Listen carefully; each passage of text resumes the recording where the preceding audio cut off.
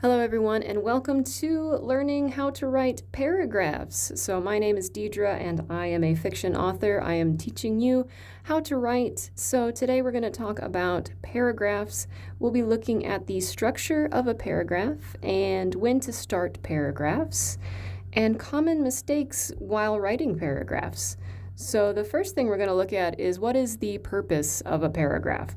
So, paragraphs organize events, dialogue, ideas into an easy to follow format.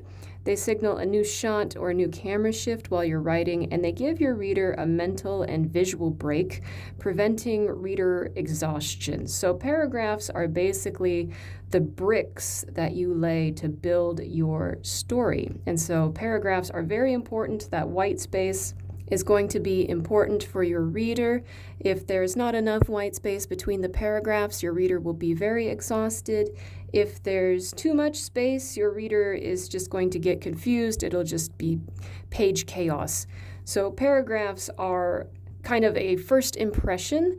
I remember when I was in high school, I had teachers that wouldn't even read your actual paper. They just wanted to make sure all the structures were correct, the margins were correct, you had proper paragraphs, proper paragraph breaks, but they actually wouldn't even read your material. They were just more obsessed with your white space. And I am a fan of white space. I think it is a very important part of what you are reading. And so we're going to look at paragraphs and how they affect your white space and how they affect your reader's experience.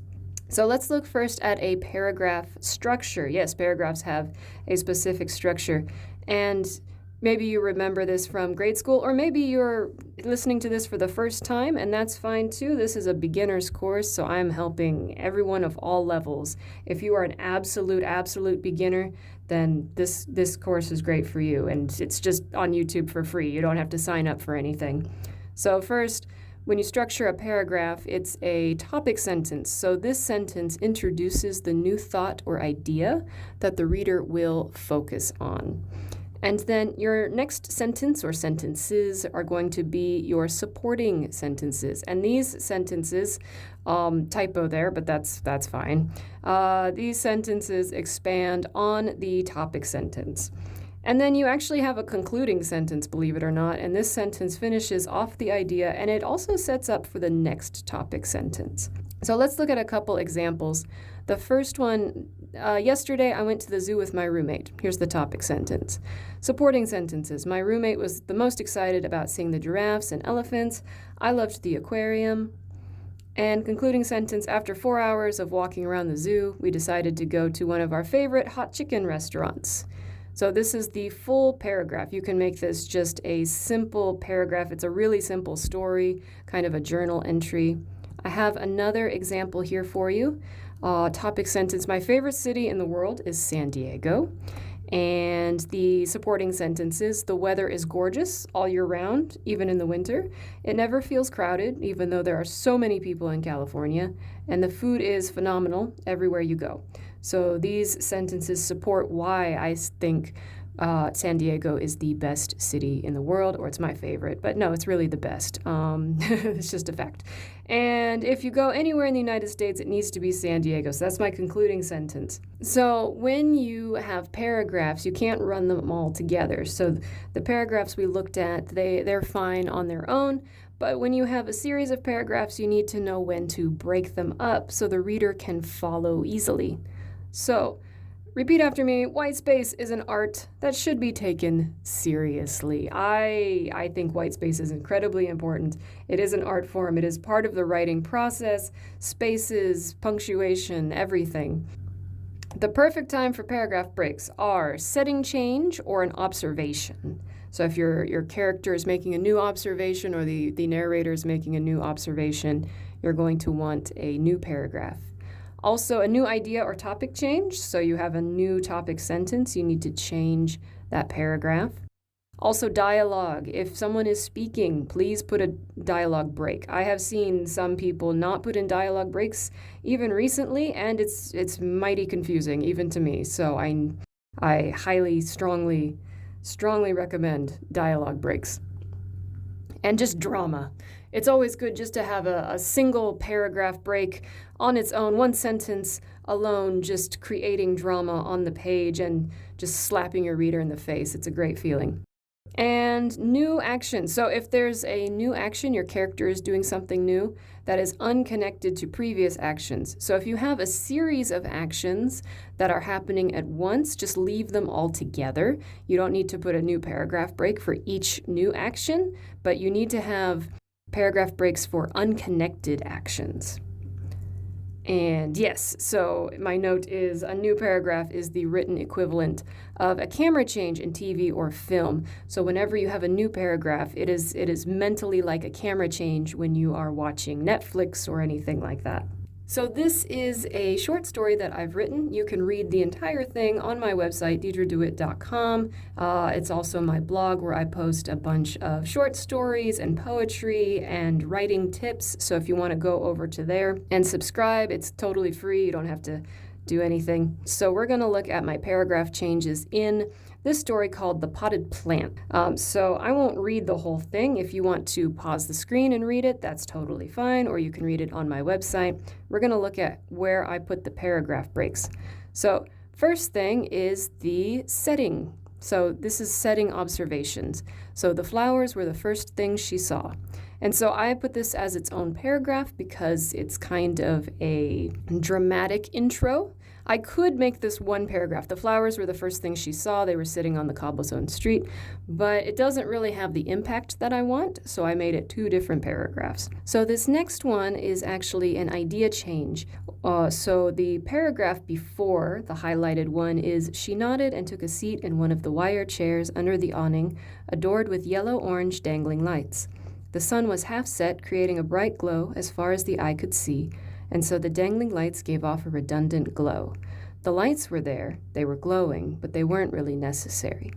So the first paragraph that I've read is basically she is observing these lights. And then the second paragraph, the reason I split it is because this is a new idea. This is more of a metaphor. So I decided just to break it up to make it a little more dramatic, to make it stand out just a little bit more. But it's an idea change. So she's not observing things anymore. She is kind of processing it. And then we have dialogue, new breaks for dialogue. So regular milk or soy, regular thanks. So every time a new person speaks, we want to break it up. That way the reader knows that these are different people speaking and not the same person. I actually just did a video recently about dialogue, so go check that out if you want to improve your dialogue skills, including how to do some of the punctuation portions of dialogue.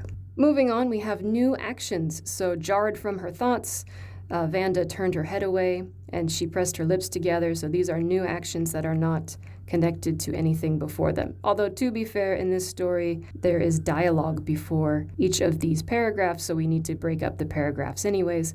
But if there was a series of actions, we would want to break these up into their own actions. And then this is kind of a drama, another drama paragraph. So Vanda felt like that in this country. So the lights were there, they were glowing, but they weren't really necessary. I could make this one paragraph, but making it an extra paragraph just makes it extra dramatic. And I just love extra drama. So let's look at some common mistakes that people make when they are breaking up paragraphs or writing paragraphs. First is repetitive beginnings. I am actually someone who does this. I am guilty of this as well, and so it is very important for me during the editing process to avoid this. So we don't want to use the same words at the beginning of each paragraph. I could write these two paragraphs. The flowers were the first thing she saw. The flowers were sitting on the cobblestone street. It's very bland. We don't want to do that. It's too repetitive, and so it's very dull. We want to switch it up.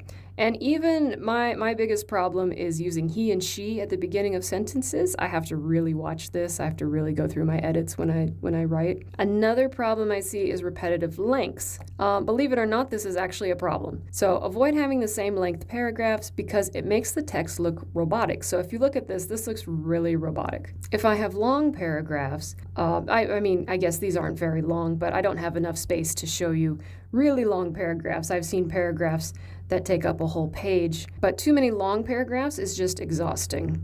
And then if we have too many short paragraphs like this, then it's just really chaotic. My brain has to shift with each new paragraph break, and so it's really uncomfortable for my mind. So if I have a combination like this, automatically your mind kind of relaxes. So just the lengths alone, I feel more comfortable reading because there's lots of breaks and they're varied. So I don't feel mentally stagnant and I don't feel like I'm in a whirlwind of paragraphs. Another problem I've seen, I mentioned it before, not breaking for dialogue. This is very important. Please do this. Make sure you break properly, not just break, but break properly, because your readers will get confused. So regular milk or soy, so like this is just in paragraph form, and I've seen similar things to this in printed, published things. And that doesn't mean that the writer is bad or that the editor is bad. It just happens sometimes, but just be very careful with it because it's very confusing. So this is the proper way to break. Each person has their own line. And there are some nuances. I won't get into them right now, but there are some nuances. If your character is going into a monologue, you actually still break up the paragraphs. Even if it's one person speaking, you start a new line. In American publications, you don't put the end quotation mark, you just put a new beginning quotation mark. You don't finish off the paragraph, and then you just put a break. It's a very interesting nuance. I'll have to make a video about it sometime. But if you would like to learn more about dialogue writing, I have created a video for that. It is actually number 6, I believe, in this series. Is this number 7 or 8? I didn't even look. I don't even remember. But it's the video before this one. And I go over all the mistakes that people usually make while writing dialogue and how to make your dialogue better. Another problem is just breaking too much or too little. So like I said before, I love a little bit of drama. So I like to break it up a little too much. I need to watch that as well. But if you break a paragraph, the reader is preparing for a new thought. So you're mentally shifting. So if you do it too much, then it gives your reader whiplash. Like here I've just made a paragraph with each sentence, and it's actually exhausting to read. I don't want to read a new sentence because my mind is mentally shifting. So if you're driving and you have a stick shift and you kind of brace yourself before you shift the gear, that's how it is when you have a new paragraph. Maybe I'm just old. Maybe nobody uses a stick shift anymore. But that's how I kind of feel when you start a new paragraph, is just kind of the bracing that you do before you shift into a new idea or thought. And then if you don't break enough, it makes it dull and dragging, and it's also confusing. Remember, our main goal is to communicate as clearly as possible. We don't even have to write extremely beautiful words or anything like that, but we want to communicate our story as clearly as we possibly can. That's the most important thing. We don't have body language to tell our story like we would if we are talking face to face. So we have to do it in different methods, and that includes paragraph breaks and punctuation, white space, and just little oddities like that. So let's do a quick recap. So first we talked about the structure of paragraphs. So there's the topic sentence, the supporting sentence, and then the concluding sentence. After that, we have when to start a new paragraph, so setting change or observation, idea or topic change, dialogue, drama, new actions. And the last thing we talked about are mistakes. So repetitive beginnings, using the same words at the beginning of paragraphs. Repetitive lengths, we want to have different varied lengths of paragraphs when we write. Not breaking for dialogue, and breaking too much or too little. So if you want more practice in making good paragraphs, I've actually created a free workbook. You can download it absolutely for free. Just click on the link in the description. It has over 25 pages of paragraph tips that we went over today, and exercises and some writing prompts. It also has a 14-day writing challenge as a writing journal so you can keep improving your creative writing. If you have any questions about paragraphs, please leave it in the comments below. I will answer any of your questions that you have about starting to write or about the elements of writing, starting to write, fictional writing, anything like that. Go ahead and leave those comments below. If this was helpful, go ahead and give it a like and subscribe. And I will see you in the next lesson. Keep being beautiful beasts. I'll see you all later. Peace.